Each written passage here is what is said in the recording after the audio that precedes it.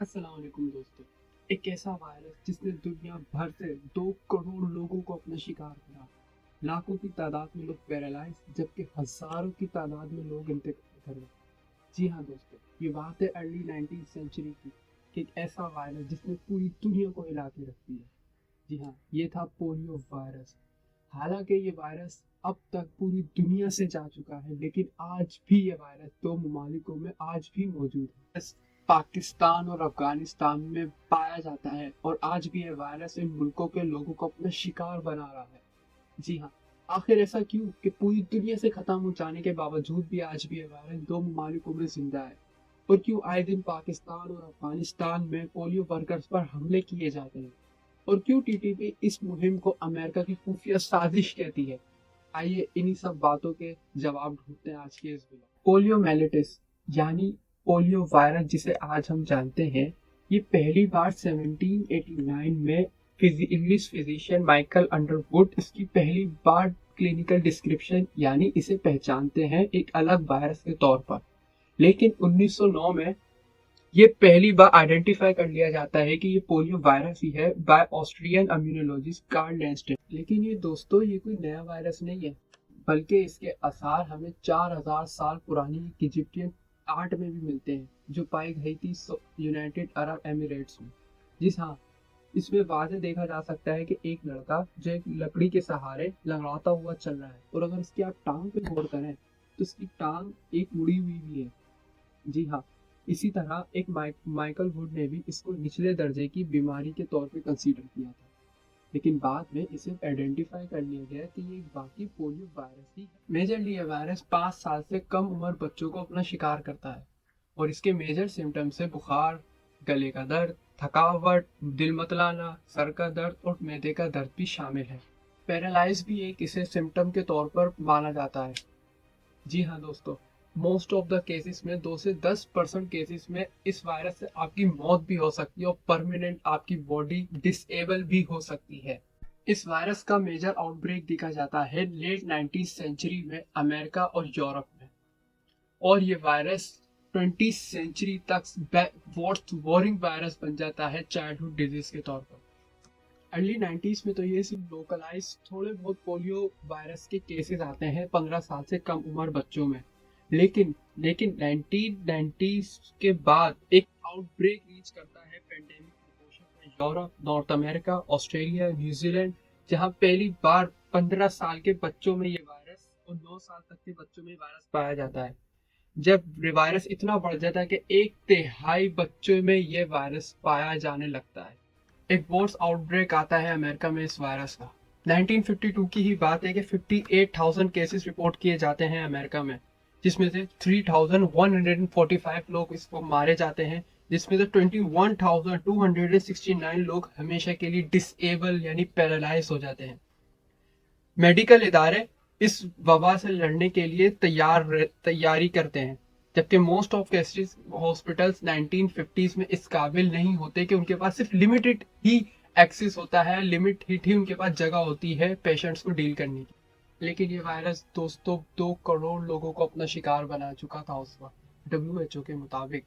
इन 1977 में दोस्तों 2,54,000 लोग जो अमेरिका में रहते थे वो टोटली पैरालाइज हो चुके थे। डॉक्टर और लोकल पोलियो सपोर्ट ग्रुप्स के तहत कुछ 40,000 पोलियो सर्वाइवर्स पैरालाइज हो चुके थे जर्मनी में, 30,000 in Japan, 24,000 in France, 16,000 in Australia, 12,000 Canada, 12,000 United kingdom, 2001 में। पहली पोलियो वैक्सीन बनाई जाती है 1950, जो कि इतनी कामयाब नहीं होती, अमेरिकन सरकार उसको बिल्कुल अप्रूव नहीं करती। लेकिन उसके बाद ही 1955 में पहली अप्रूव वैक्सीन बनाई जाती है IPV यानी इनएक्टिव पोलियो वैक्सीन, जो बनाते हैं जोहानस सॉल्क। ये बहुत मशहूर वैक्सीन होती है जो इंजेक्शन के थ्रू इंसानों में डाली जाती है। उसके बाद एक और वैक्सीन बनाई जाती है एल्बर्ट सेविन ने, जो कमर्शियल यूज में आती है 1961 में, और ये का ड्रॉप के जरिए मुंह के जरिए लोगों में दाखिल की जाती थी, और ये इतनी पॉपुलर हुई कि पूरी दुनिया में इस वैक्सीन को इस्तेमाल किया जाने लगा। ये 1988 की बात है दोस्तों के वर्ल्ड हेल्थ असेंबली एक रेजोल्यूशन अडॉप्ट करती है world wide addiction of polio, और एक कैंपेन लॉन्च करती है, ग्लोबल पोलियो एरिडिक्शन इनिशिएटिव लेती है बाय नेशनल गवर्नमेंट, जिसमें शामिल होते हैं WHO, Rotary International, US Centers of Disease and Control and Prevention, UNICEF, और बाद में हमें ज्वाइन करते हैं बिल गेट्स और मेलिंडा गेट्स की फाउंडेशन भी। इस वैक्सीन अलायंस में ये सब शामिल होते हैं। इसका नतीजा ये होता है कि दोस्तों पूरी दुनिया से ये वायरस 99% तक रिड्यूस हो जाता है। जी हाँ, और ये पहली दूसरी बार होता है ह्यूमन हिस्ट्री में किसी वायरस के लिए पूरी दुनिया यकजा होती है 1980 के स्मॉल पॉक्स वायरस के बाद। ये इनिशिएटिव इतना सक्सेसफुल रहता है कि पोलियो वायरस 99% तक रिड्यूस हो जाता है पूरी दुनिया में।